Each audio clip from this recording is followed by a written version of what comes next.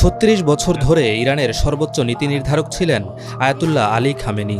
এবার যুক্তরাষ্ট্র ও ইসরায়েলের হামলায় শহীদ হলেন দেশটির আধ্যাত্মিক এই নেতা। খামেনির মৃত্যু কি ইরানের শাসন ব্যবস্থা পরিবর্তনের ইঙ্গিত, নাকি দেশটিতে ব্যক্তির মৃত্যুর মাধ্যমে রেজিম চেঞ্জ বা শাসন ব্যবস্থার পরিবর্তন ঘটানো অসম্ভব? ৮৬ বছর বয়সী আয়াতুল্লাহ খামেনির মৃত্যুতে শোকে স্তব্ধ গোটা ইরান।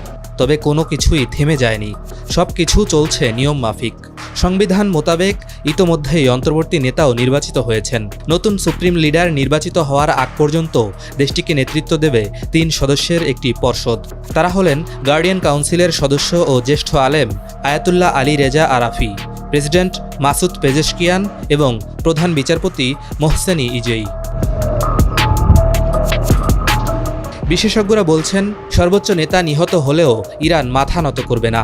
মার্কিন প্রতিরক্ষা দপ্তরের সাবেক ডেপুটি অ্যাসিস্ট্যান্ট সেক্রেটারি মাইকেল মোলরয় আল জাজিরাকে বলেছেন, সর্বোচ্চ নেতা নিহত হলেও যুক্তরাষ্ট্রের দাবির কাছে তেহরান নতি স্বীকার করবে এমন সম্ভাবনা খুবই কম। এই বিশেষজ্ঞের ভাষায়, ইরানের পরিস্থিতি সম্পূর্ণ ভিন্ন ও অনেক জটিল। ইরানে কেবল সর্বোচ্চ নেতা নন, সেখানে ধর্মীয় নেতৃত্ব কাঠামো, সামরিক বাহিনী, আইআরজিসি এবং গোয়েন্দা সংস্থার মতো একাধিক শক্তির কেন্দ্র রয়েছে।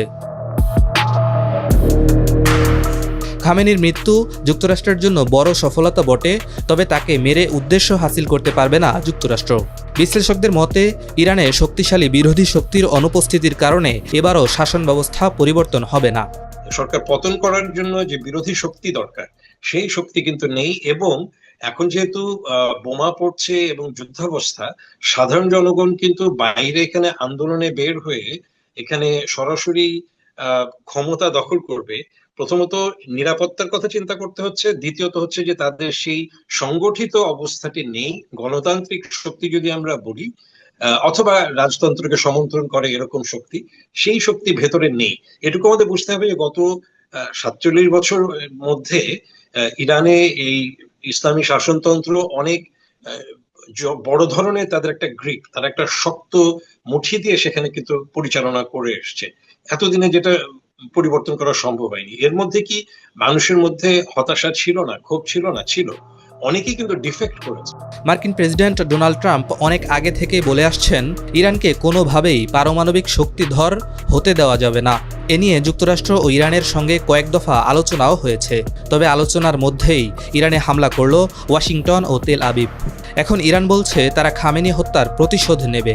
মধ্যপ্রাচ্য স্ট্র্যাটেজিক স্টাডিজ সেন্টারের জ্যেষ্ঠ গবেষক আব্বাস আসলানি বলেছেন, ইরান এবার এমনভাবে পাল্টা জবাব দিতে পারে যা এর আগে ইসরায়েল বা যুক্তরাষ্ট্রের বিরুদ্ধে প্রয়োগ করা হয়নি।